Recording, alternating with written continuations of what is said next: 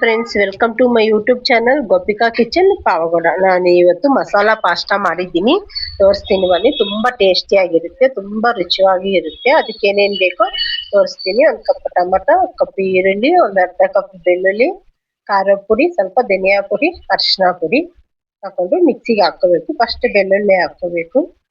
ಬೆಳ್ಳುಳ್ಳಿ ಜೊತೆಗೆ ಅರಿಶಿನ ಪುಡಿ, ಖಾರದ ಪುಡಿ, ಧನಿಯಾ ಪುಡಿ ಹಾಕೋಬಿಟ್ಟು ನಿಮ್ಗೆ ರುಚಿ ಎಷ್ಟು ಬೇಕೋ ಅಷ್ಟು ಸ್ವಲ್ಪ ಉಪ್ಪನ್ನು ಹಾಕೋಬೇಕು. ಹಾಕಿ ಸ್ವಲ್ಪ ನೀರು ಹಾಕಿ ಮಿಕ್ಸಿಗೆ ಹಾಕಿ ರುಬ್ಕೊಬಿಡ್ಬೇಕು. ನೋಡು, ನಾನೆಲ್ಲ ನೀಟಾಗಿ ರುಬ್ಬಿ ಪೇಸ್ಟ್ ತರ ಮಾಡ್ತಿದ್ದೀನಿ. ಅದಾದ ನಂತರ ಒಂದು ಬಾಣಲಿ ಇಟ್ಬಿಟ್ಟು ಇದಕ್ಕೆ ಸ್ವಲ್ಪ ನೀರು ಹಾಕೋಬೇಕು. ಪಾಸ್ತಾ ಎಷ್ಟು ಬೇಯಬೇಕು ಅಷ್ಟು ನೀರು ಹಾಕೊಳ್ಳಿ. ನೀನು ಪಾಸ್ತಾ ತಗೊಂಡ್ಮೇಲೆ ಡಿಪೆಂಡ್ ಆಗಿರುತ್ತೆ. ಅದಕ್ಕೆ ಸ್ವಲ್ಪ ಎಣ್ಣೆ ಹಾಕೋಬೇಕು. ಎಣ್ಣೆ ಆದ್ಮೇಲೆ ಸ್ವಲ್ಪ ಕಲ್ಲುಪ್ಪು ಹಾಕೋಬೇಕು. ಎಣ್ಣೆ ಹಾಕಿದ್ರೆ ಪಾಸ್ತಾ ಒಂದಕ್ಕೊಂದು ಅಂಟ್ಕೊಳ್ಳಲ್ಲ, ಅದಕ್ಕೋಸ್ಕರ ಸ್ವಲ್ಪ ಆಯಿಲ್ ಜಾಸ್ತಿನೇ ಹಾಕೊಳ್ಳಿ, ಚೆನ್ನಾಗಿರುತ್ತೆ. ಆಮೇಲೆ ಪಾಸ್ತಾ ಹಾಕೋಬಿಟ್ಟು ಸ್ವಲ್ಪ ಸೌಟ್ ತಕೊಂಡು ನೀಟಾಗಿ ತಿರ್ಗಿಸ್ಕೊಬಿಡೋಣ. ತಿರ್ಗಿಸಿ ಪ್ಲೇಟ್ ಮುಚ್ಚಿ ಒಂದು 5 ನಿಮಿಷ ಬಿಟ್ರೆ ಸಾಕು, ಅದು ಚೆನ್ನಾಗಿ ಬೇಯುತ್ತೆ. ಪಾಸ್ತಾ ಮಾಡಕ್ಕೆ ಒಂದು 10 ನಿಮಿಷ ಇದ್ರೆ ಸಾಕು, ಟೈಮು ಚೆನ್ನಾಗಿರುತ್ತೆ, ಚೆನ್ನಾಗಿ ಬೇಯುತ್ತೆ. ಎಲ್ಲ ನೀಟಾಗಿ ಒಂದ್ಸತಿ ತಿರ್ಗಿಸ್ರಿ.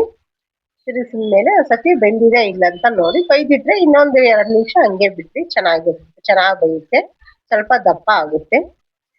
ಇನ್ನೊಂದ್ಸತಿ ನೋಡಿದಾಗ ನೋಡಿ ಬೆಂದಿರುತ್ತೆ.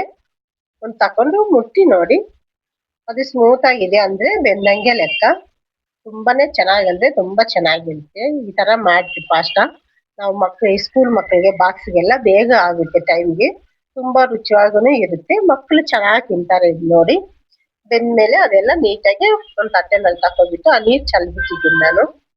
ಆಮೇಲೆ ಸ್ವಲ್ಪ ಬೆಣ್ಣೆ ತಕೊಂಡ್ಬಿಡೋಣ. ಬೆಣ್ಣೆ ಹಾಕಿದ್ರೆ ಚೆನ್ನಾಗಿರುತ್ತೆ, ಎಣ್ಣೆ ಹಾಕಿದ್ರೂ ಚೆನ್ನಾಗಿರುತ್ತೆ. ಎಣ್ಣೆ ಆದ್ರೂ ಹಾಕ್ರಿ, ಬೆಣ್ಣೆ ಆದ್ರೂ ಹಾಕ್ರಿ.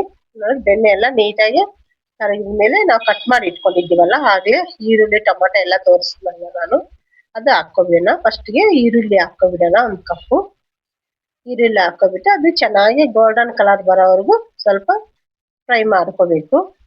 ಈರುಳ್ಳಿ ಸ್ವಲ್ಪ ಗೋಲ್ಡನ್ ಕಲರ್ ಬಂದ್ಮೇಲೆ ಟೊಮೊಟೊ ಹಾಕೋಬೇಕು. ಟೊಮೊಟೊನು ಸ್ವಲ್ಪ ಚೆನ್ನಾಗಿ ಫ್ರೈ ಆಗಬೇಕು. ನಾನು ನಾಟಿ ಟೊಮೊಟೊ ಹಾಕ್ತೀನಿ, ಅದರಲ್ಲೇ ಸ್ವಲ್ಪ ನೀರು ಬಿಟ್ಕೊಂಡಿರುತ್ತೆ, ಅದಕ್ಕೆ ನೀರು ಹಾಕಲ್ಲ. ಆಮೇಲೆ ರುಬ್ಬಿಟ್ಕೊಂಡಿರೋ ಮಸಾಲೆ ಎಲ್ಲ ತಕೊಂಡು ಅದಕ್ಕೆ ಹಾಕ್ಬೇಕು. ಇದು ಬೆಳ್ಳುಳ್ಳಿ ಜಾಸ್ತಿ ಹಾಕಿದೀವಲ್ಲ, ಹಸಿ ಸ್ಮೆಲ್ ಹೋಗೋವರೆಗೂ ಚೆನ್ನಾಗಿ ಫ್ರೈ ಮಾಡ್ಕೊಬಿಡ್ಬೇಕು. ಅವಾಗ ಹಸಿ ಸ್ಮೆಲ್ ಎಲ್ಲ ಹೋಗ್ಬಿಟ್ಟು ಎಣ್ಣೆ ಎಲ್ಲ ಮೇಲೆ ಬರುತ್ತೆ, ಗೊತ್ತಾಗುತ್ತೆ.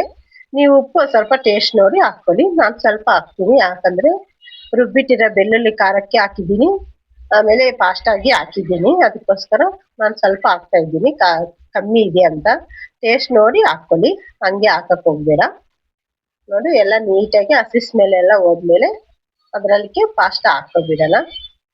ಪಾಸ್ತಾ ಹಾಕಿ ನೀಟಾಗಿ ತಿರ್ಗಿಸ್ಬೇಕು, ಚೆನ್ನಾಗಿರುತ್ತೆ, ಒಳ್ಳೆ ಬೋಟಿ ಫ್ರೈ ಇದ್ದಂಗೆ ಇರುತ್ತೆ. ಈ ಮಸಾಲ ಹಾಕಿ ಫ್ರೈ ಮಾಡಿದ್ರೆ ನಾನು ಪಾಸ್ತಾ 4-5 ತರ ಮಾಡ್ತೀನಿ, ಆದ್ರೂ ಎಲ್ಲ ಚೆನ್ನಾಗಿರುತ್ತೆ. ನನ್ಗೆ ಎಲ್ಲದಕ್ಕಾದ್ರೂ ಈ ಮಸಾಲ ಪಾಸ್ತಾ ಅಂದ್ರೇನೆ ತುಂಬಾನೇ ಇಷ್ಟ. ಸ್ಮೆಲ್ ಎಲ್ಲ ಚೆನ್ನಾಗಿರುತ್ತೆ, ಬೋಟಿ ಫ್ರೈ ಮಾಡ್ದಂಗೆ ಇರುತ್ತೆ, ತಿನ್ನಕ್ಕೂ ತುಂಬಾನೇ ಟೇಸ್ಟ್ ಆಗಿರುತ್ತೆ. ಮತ್ತೆ ಎಲ್ಲ ನೀಟಾಗಿ ತಿರ್ಗಿಸ್ಬಿಟ್ಟು ಲಾಸ್ಟ್ ಅಲ್ಲಿ ಸ್ವಲ್ಪ ಕೊತ್ತಂಬರಿ ಸೊಪ್ಪು ಹಾಕಿದ್ರೆ ಪಾಸ್ತಾ ರೆಡಿ. ಅಷ್ಟೇ, ಒಂದು 10 ನಿಮಿಷದಲ್ಲೇ ಪಾಸ್ತಾ ಮಾಡಿಬಿಡ್ಬೋದು, ಬೇಗ ಆಗುತ್ತೆ. ಆಮೇಲೆ ಎಲ್ಲ ಒಂದು ಗಿನ್ನಿಗೆ ತಕೊಂಡ್ಬಿಟ್ಟು ಅದಕ್ಕೆ ಸ್ವಲ್ಪ ಟೊಮೊಟೊ ಸಾಸು ತಕೊಳ್ಳಿ, ಚೆನ್ನಾಗಿರುತ್ತೆ. ಟೊಮೊಟೊ ಸಾಸ್ ಏನು ಖಾರ ಇದ್ರೆ ಟೊಮೊಟೊ ಸಾಸಲ್ಲಿ ಹತ್ಕೊಂತಿದ್ರೆ ಚೆನ್ನಾಗಿರುತ್ತೆ, ಇಲ್ಲ ಖಾರ ಕಮ್ಮಿ ಇದ್ರೆ ಹಂಗೆ ತಿನ್ಬೋದು. ನಾನು ನಮ್ಮ ಮಗಳು ತಿಂತಾ ಇದ್ದೆ ಇವತ್ತು. ನಮ್ಮ ಮಗಳು ಟೊಮೊಟೊ ಸಾಸ್ ತಕೊಂತ ಇದೆ, ಸ್ವಲ್ಪ ಖಾರ ಇದೆ ಅಂತ. ನನಗೇನು ಖಾರ ಕರೆಕ್ಟ್ ಆಗಿದೆ.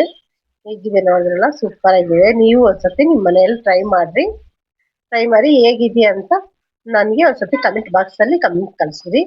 ಸೂಪರ್ ಆಗಿದೆ, ಚೆನ್ನಾಗಿರುತ್ತೆ. ಸ್ವಲ್ಪ ಮಸಾಲೆ ನಿಮ್ಗೆ ಹೆಂಗ್ ಎಷ್ಟು ಬೇಕೋ ಅಷ್ಟು ಹಾಕೊಂಡು ಮಾಡ್ಕೊಳ್ಳಿ. ನೋಡಕ್ಕೂ ಚೆನ್ನಾಗಿದೆ, ತಿನ್ನಕ್ಕೂ ಚೆನ್ನಾಗಿದೆ, ಫುಲ್ ಕಲರ್ಫುಲ್ ಆಗಿದೆ.